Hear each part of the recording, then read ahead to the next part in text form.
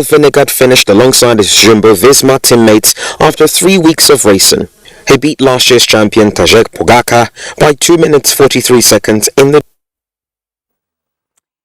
Victory is sweet indeed, and President Muhammadu Buhari expresses heartfelt congratulations to Tobi Amusan for winning the women's 100-meter hurdles gold for Nigeria at the World Athletics Championship 2022, setting a new world record in the semi-finals and becoming the first Nigerian to win a world championship.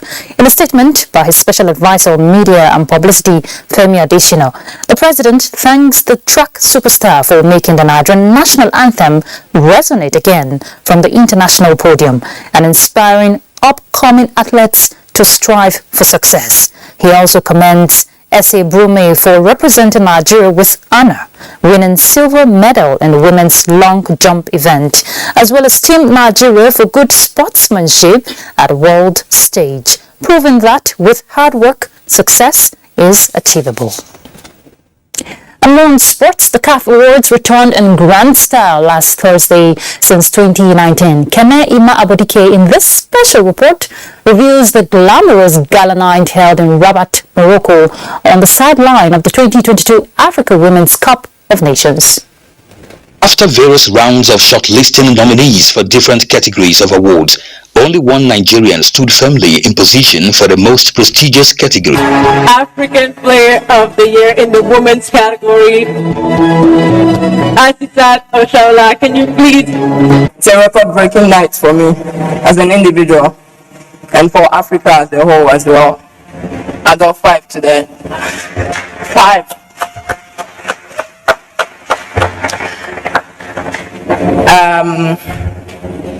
First of all, I'd like to thank everyone who actually helped me out throughout my career. 2021-2022 season was really tough for me as an individual. I would like to say thank you to everyone who stood by me. This year made me realize if you don't fall, you don't know the power of comeback. You don't know what comeback means. Special thanks to all my teammates from the club level, FC Barcelona players, muchas gracias por todo. To my national team players, the amazing and the best national team in the world, Nigerian national team. It is the 5th time 27-year-old Asisat Oshola is taking home the prize, surpassing her compatriot Perpetua Nkocha, who won it on 4 occasions. Recall that Oshola was adjudged the best African female footballer in 2014, 2016, 2017 and 2019. Oshola really has reached African Footballer of the Year award. Is a welcome development for Nigerian sport, especially considering the fact that his performance will not be playing at the final. Also at the gala night in Rabat, Senegal and Bayern Munich new signee Sadio Mane beat Mohamed Salah and Edouard Mendy in the men's category to be crowned the 2022 CAF Men's Player of the Year. Sadio Mane, well deserved, you must say. His performance for club and country has been awesome. Other winners include Evelyn Badu of Ghana, who won Inter-Club Player of the Year Women as well as Young Player of the Year Women. Mohamed El Shanawi of Egypt took that of the Men's Inter-Club Player of the Year, while Senegalese Pape Matassar won Young Player of the Year Men. Coach of the Year Women went to Desiree Ellis of South Africa, as Aliou Cisse of Senegal won Coach of the Year Men. Wydad Athletic Club of Morocco was adjudged Club of the Year Men. Teranga Lions of Senegal won National Team of the Year award, while the award for Goal of the Year went to Pape Ousmane Sako of Senegal. The period under review is from September 2019 until June 2022. In Abuja, I am Kene Ima Abodike, NTA News. Right, victory for one is victory for all. Still basking in the euphoria of Tobi Amusan's win. Let's bring you another perspective to that. Tobi Amusan. Tobi Amusan, the African champion, the Commonwealth champion, clearly in the form of her life. Sunday morning was momentous for Team Nigeria as the curtain fell on the 2022 World Athletics Championships in Oregon, Eugene, United States of America. Amusan is in green for Matt Quinn, second from the left. The Olympic champion's been left a little bit at the start by Armstrong. Amusan now beginning to come through. So too is Anderson. Toby Amazon. Records in one night. And she makes history by becoming Nigeria's first world champion. What a way to do it. What a stage on which to discover sporting immortality.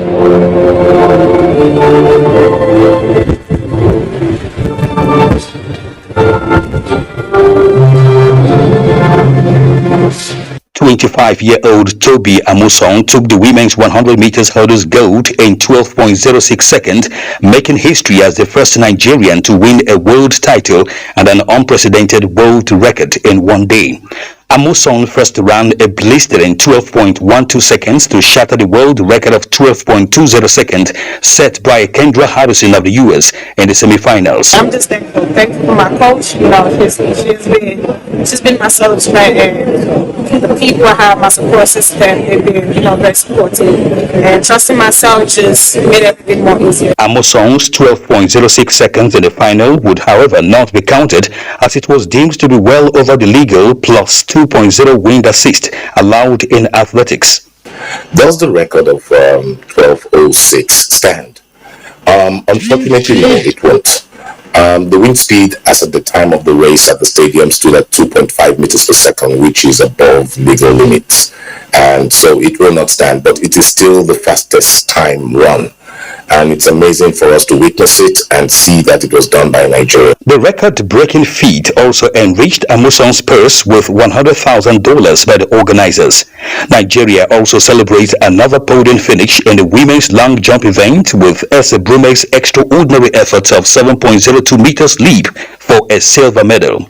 Ese, silver, a huge jump, 7.02. Congratulations to the entirety of the Nigerian athletes who are in Oregon. As they move on to Commonwealth, we wish them the best. The next World Athletics Championships will be hosted by Budapest, Hungary in 2023. In Abuja, I am Kenan Ima Aburike, NTA News. And while Toby is wondering on what to do with that money, let's talk business away from sports. U.S. Vice President Kamala Harris has indicated that goal of President Biden's administration is to promote inclusive economic growth and development across Africa, expand capital flows, and promote innovation that is so prevalent across the continent. This was at the just concluded U.S.-Africa Business Summit held in Marrakesh, Morocco, where she emphasized the importance of boosting relations with the African continent. Justin Bem Unyi will bring us details now. The 14th U.S.-Africa Business Summit 2022, which took place in Marrakesh, had participants exchange ideas around the opportunities to strengthen industrial links, investment and trade between the African continent and the United States. Greetings from Washington, D.C. I want to thank U.S. Vice President in her statement said she believes in the power of public-private partnerships that bring together the experience and the expertise of the private sector with a mission of government to act for the public good and with public trust. Africa is the world's fastest growing continent. By 2030, the continent will have 1.7 billion people. There is a growing demand for food, healthcare, education, technology, and infrastructure. She affirmed that the U.S. administration recognizes the critical importance of strengthening its relationship with countries across Africa. The Biden-Harris administration is committed to working with all of you to address these issues in furtherance of the African Union's Agenda 2063. With regard to food insecurity, we are focused on the urgent need to increase food production and exports with and within Africa. The summit, she noted, demonstrated Washington's enduring commitment to its African partners, adding that it will be based on principles of mutual respect and shared interests and values. The summit gathered more than 1,500 participants, 80% of which were from the major U.S. and African business communities. Justin Bemunyi, NTA News. With many decades of gainful bilateral relations spanning cultural and economic ties already between them, Nigeria and Brazil, they here are on a quest to achieve more together, holding each other's hands in military cooperation.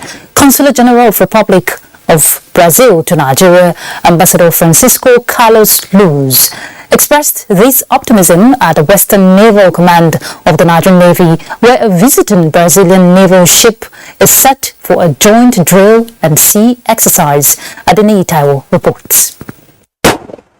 A big part of the Atlantic Ocean, which incidentally borders both Nigeria and the Republic of Brazil, the Gulf of Guinea, and its 2.35 million kilometers square of water, is a common patrimony for many coastal nations, and securing it a joint task for all of them. Coming barely 10 months after its naval frigate, the Independencia, dropped anchor at the shores of Lagos waters on a port visit, this port call by Brazilian naval ship Untitled further underscores the importance of the waters and Nigeria's dominant role in securing it. To do this better, Consular General of Brazil to Nigeria, Ambassador Francisco Carlos Luz, told his host that both countries must leverage their old socio-cultural ties to forge stronger military relations. And this is helping in growing, training, participating in joint operations. I think this is quite positive for both countries. And so we are doing some boarding exercises, some type of maneuvering, helicopter operations and things like that, so that we can make our backyard, call it South Atlantic, a good place for both of us. Although the proposed drills and joint sea exercises are common among navies with shared goals, the flag officer commanding Western Naval Command, Rear Admiral Yakubu Wambai, says this one offers opportunities for peer review that will ultimately enhance the ability of the Nigerian Navy to police the nation's maritime domain. They are here now. By October, hopefully there will be another exercise, another ship will be coming to continue to foster the synergy that we've had right from time of independence. A total of 5 Nigerian naval ships will be participating in the joint drills with the visiting ship in Lagos. NTA News. The presidency says terrorist activity using propaganda and the use of violence to force government to accept or submit to political demands is not new all over the world. In a statement by the Senior Special Assistant to the President on Media and Publicity, Garba Shehu, says the country's security and defense forces are not clueless or helpless, but have plans and ways of doing things which they will not display in the media. The dilemma in dealing with the specific case of trained terrorists are manifold. Punitive action like the popular call for carpet bombing of the known locations may assuage the desire of an angry public for revenge. But what about the hostages? They have committed no offense. All they did was to board a train. The statement continued that terrorism is a global scourge that must be fought by all actors: the military, the civilian population, and the communication service providers. This is the only way safe havens of terrorists are eliminated in every part of the world. To help the nation against the ongoing situation, the media must increase their support for the fight against the exploitation of the internet and social media for terrorist purposes. The presidency reassures the public that the president has done all and even more than what is expected of him as commander-in-chief by way of morale, material, and equipment support to the military, and expect nothing short of good results. Civilian Joint Task Force, a group of combatant civilians presently assisting security forces in the crackdown on insurgents in the northeast, is offering to extend its services to the northwest. The group at a conference in Abuja says the success recorded in the northeast could be replicated in the zone if given the opportunity. Let's get details from Defense correspondent Ismail Musa. The Civilian Joint Task Force is a group of combatant civilians fighting alongside security forces in the counter-insurgency operations in the Northeast. It was established in 2013 as a grassroots approach to securing intelligence for security forces and later transformed into a full combatant group fighting alongside troops. The force is now offering to extend its services northwest, ravaged by banditry and terrorism. The Nigerian military's operation against the insurgency and kidnapping currently taking place in Kaduna, Niger, Sokoto, Zamfara, and Katsina requires similar approach of military operatives and civilians. The proposal to extend services westward depends on the approval of state governors. In Abuja, Ismail Musa, NTA News. Well, let's take a break. We're back in a moment. The vaccine offers hope for a safe country free of coronavirus. I urge all state governments, traditional and religious leaders to take the lead in the mobilization effort within their environment and spheres of influence. I similarly urge all eligible Nigerians to present themselves and be vaccinated in accordance with the order of priority already mapped out at the various authorized designated centers only.